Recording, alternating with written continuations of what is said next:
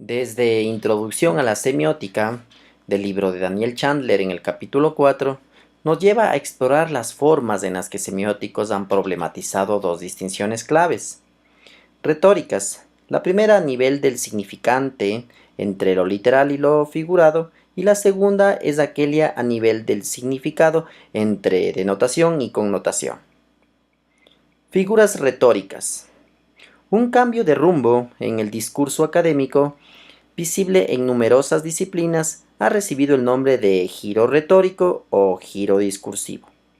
La forma y el contenido son inseparables. El lenguaje no es un medio neutral y nuestras elecciones de palabras importan. Es imposible querer decir lo mismo en dos o más formas diferentes. El decir que un vaso está medio vacío no es lo mismo que está medio lleno. Las figuras retóricas pueden ser esenciales para la comprensión si la interpretamos como el proceso de hacer familiar aquello que no lo es. Encontramos muchas figuras retóricas sin percatarnos de ellas realmente habiéndose vuelto casi transparentes, formas dominantes de pensar en nuestra sociedad. Por ejemplo, cuando nos referimos metafóricamente a poner algo en palabras, connotamos la idea de que la lengua es un contenedor. El uso de las figuras retóricas es inevitable. Podemos pensar en el lenguaje figurado obviamente como un rasgo de la poesía y en general de la escritura literaria. Metáfora es una palabra tan difundida que a menudo se utiliza como un término paraguas, otra metáfora para referirse a otras figuras retóricas, como las metonimias, que pueden distinguirse de ella técnicamente por su uso más específico. La esencia de la metáfora es comprender y experimentar un tipo de cosa en términos de otra. En términos semióticos, una metáfora consiste en un significado actuando como un significante y refiriéndose a un significado distinto. En términos literarios, una metáfora consiste en un tema primario, literal o tenor, expresado en términos de un tema secundario, figurado o vehículo. Por ejemplo, la experiencia es una buena escuela, pero cuesta mucho. En este caso, el tema primario es la experiencia y se expresa a partir del tema secundario que es la escuela. Comúnmente, la metáfora suele expresar una abstracción según un modelo más definido. Si bien las metáforas pueden exigir un salto imaginativo al inicio, como en su uso estético en la poesía o artes visuales, el objetivo, por lo tanto, de las metáforas consiste en sustituir el significado por otro, creando así un nuevo signo metafórico. George Lakoff y Mark Johnson muestran que subyacente a la mayoría de nuestros conceptos fundamentales se encuentran varios tipos de metáforas. En este caso, tres. La primera, metáforas de orientación, aquellas relacionadas en primer lugar con la organización especial. Arriba, abajo, dentro, fuera, delante, detrás, encendido, apagado, cerca, lejos, profundo, superficial y central, periférico. La segunda, metáforas ontológicas, aquellas que asocian actividades, emociones e ideas con entidades y substancias, siendo las más obvias las metáforas que implican una personificación. La tercera, metáforas estructurales, aquellas metáforas globales, basadas en los dos tipos anteriores, que nos permiten estructurar un concepto a partir de otro. Por ejemplo, un argumento racional es la guerra y el tiempo es un recurso. Lakoff y Johnson señalan que las metáforas pueden variar de una cultura a otra, pero sostienen que no son arbitrarias, pues metonimia. Mientras la metáfora se basa en una aparente falta de relación, la metonimia es una función que implica usar un significado para representar otro directamente relacionado con el primero o estrechamente asociado a él. Las metonimias se basan en distintas relaciones indéxicas entre significados, en particular la sustitución del efecto por la causa. La mejor definición que he encontrado es que la metonimia es la evocación del todo a través de una conexión. Consiste en utilizar para referirse al nombre de una cosa o una relación, un atributo, un sentido sugerido o algo estrechamente relacionado con ella, como el efecto por la causa, siendo la relación implícita una de contigüidad. Por ejemplo, el efecto por la causa. No te enrojezcas por no sientas vergüenza. El objeto por quien lo usa o por una institución relacionada. La corona por la monarquía. Las tablas por el teatro. La prensa por el periodismo.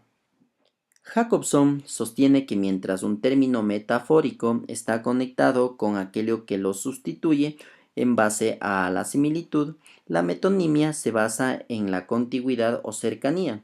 Como hemos visto, Peirce señala que la contigüidad es una característica indéxica.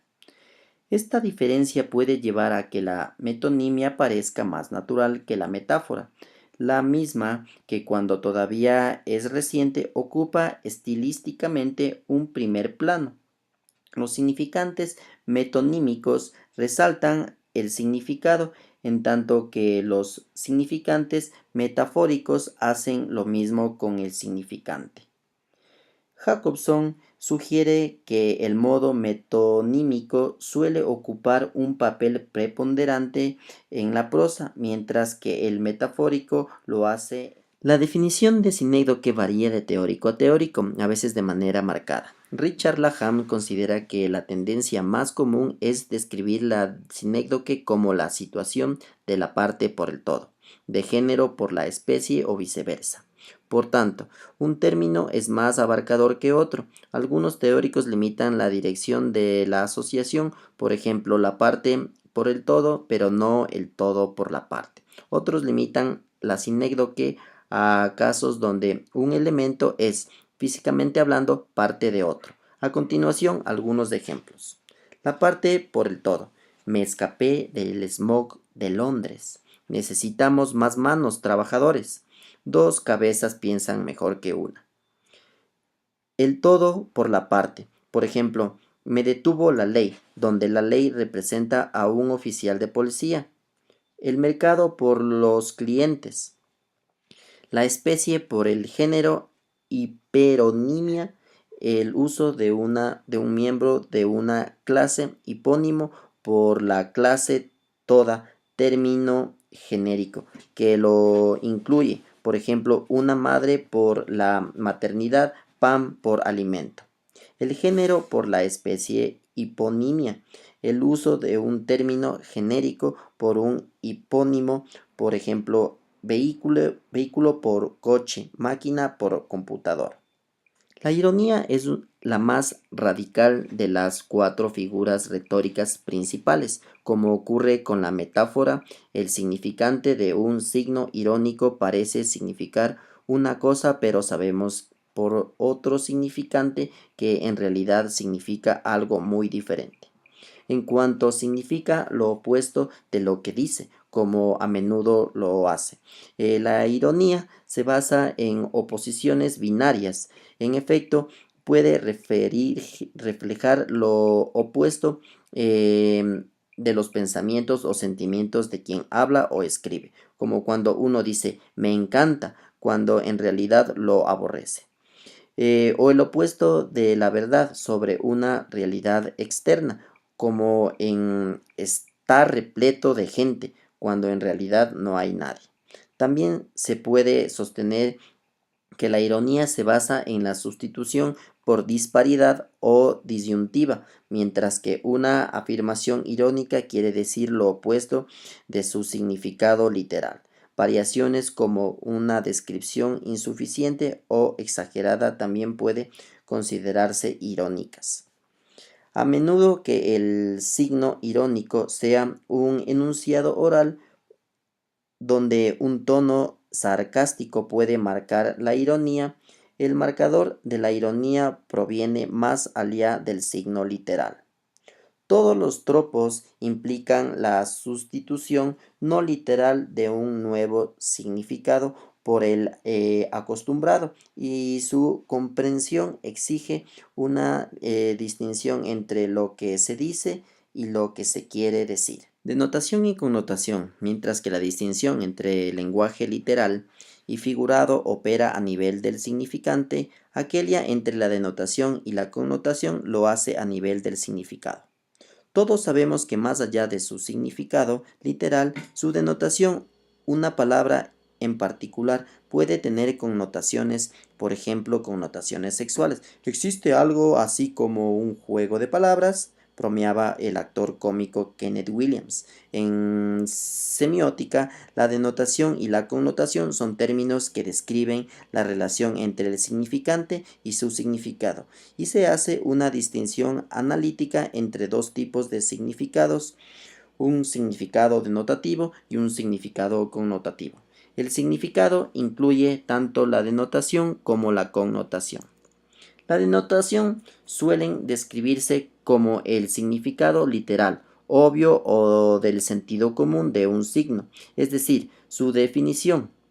En el caso de los signos lingüísticos, el significado denotativo es el que intenta ofrecer los diccionarios.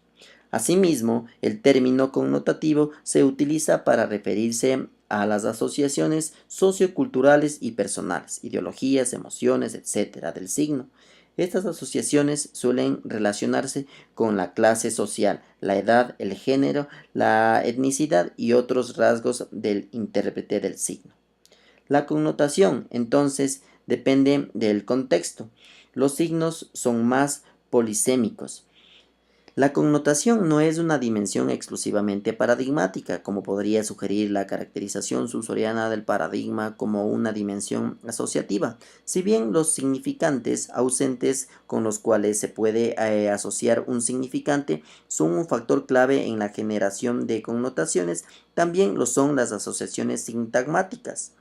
Las connotaciones de un significante se relacionan en parte con los demás significantes con los cuales concurren dentro de un texto en particular. No obstante, el referirnos a la connotación solamente en términos de paradigmas y sintagmas son limitados al sistema de las lenguas, pese a que la connotación es mucho más un asunto de cómo se usa el lenguaje.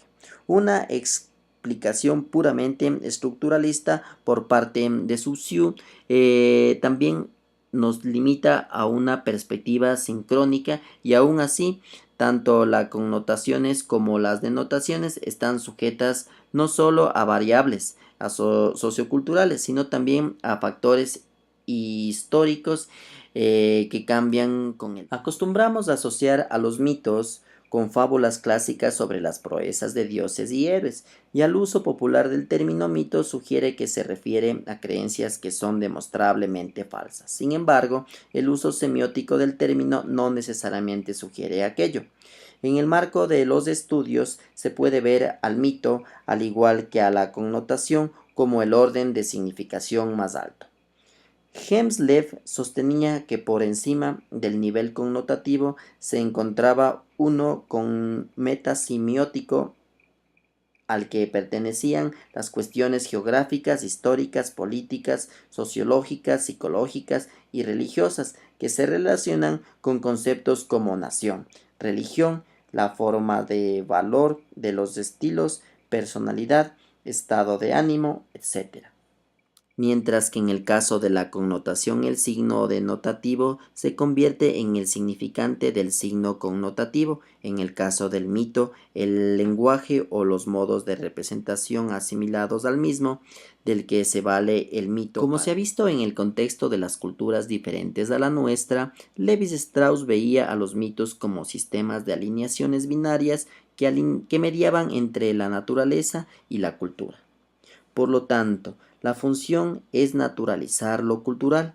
En otras palabras, hacer que los valores, actitudes y creencias culturales e históricas dominantes parezcan completamente naturales, normales, evidentes, eternos, obvios, de sentido común y por tanto sean reflexiones objetivas y verdaderas de cómo son las cosas.